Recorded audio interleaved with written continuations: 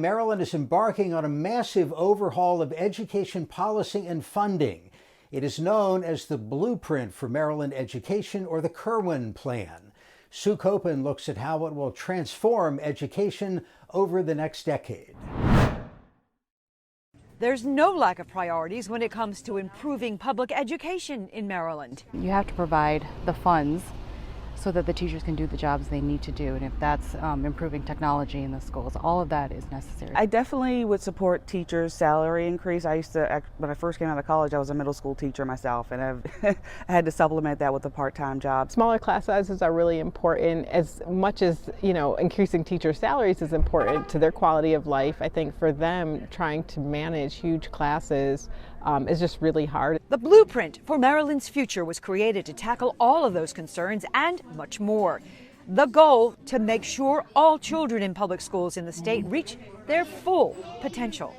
The legislature approved the Blueprint in 2020. The nearly $4 billion plan is being rolled out in 3 phases over the next 10 years. The Blueprint is broken down into 5 policy areas called pillars: early childhood education, high quality and diverse teachers and leaders, college and career readiness, improving resources to ensure student success, and governance and accountability. It is exciting when we have an investment in money, when we have a plan to expand pre-K, which we know is critically important, when we have a plan to offer more career technology education for our students, and we have a plan to raise teacher salaries in a time where we see a historic crisis. Cheryl Boast is president of the Maryland State Education Association. She says there will be challenges. We have to build trust.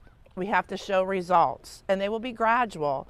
We've had setbacks with the pandemic. We've had a setback with the delay from the governor's veto. We can overcome those setbacks as long as we have investments and collaboration with everyone, both local, state, inside the classroom, and our families. And there are challenges as well for the state's 24 jurisdictions who are charged with meeting the requirements and goals of the Blueprint. I have said many times, one size does not fit all, and that certainly applies to the Blueprint.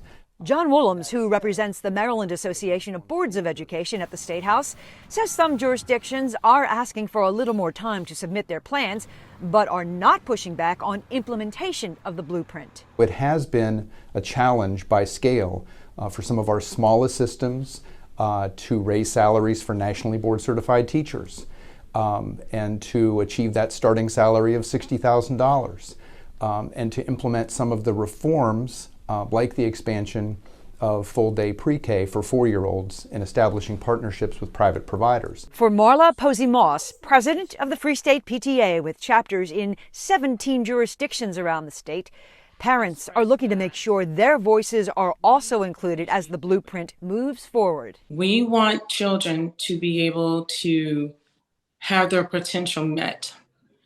We want children to benefit from a safe environment with regards to education. We care about diversity, equity, and inclusion. Public education truly has the opportunity to be the great equalizer, to provide students from all backgrounds with high quality education. Arvin Kim is a senior at Walt Whitman High School and the student member of the Montgomery County Board of Education.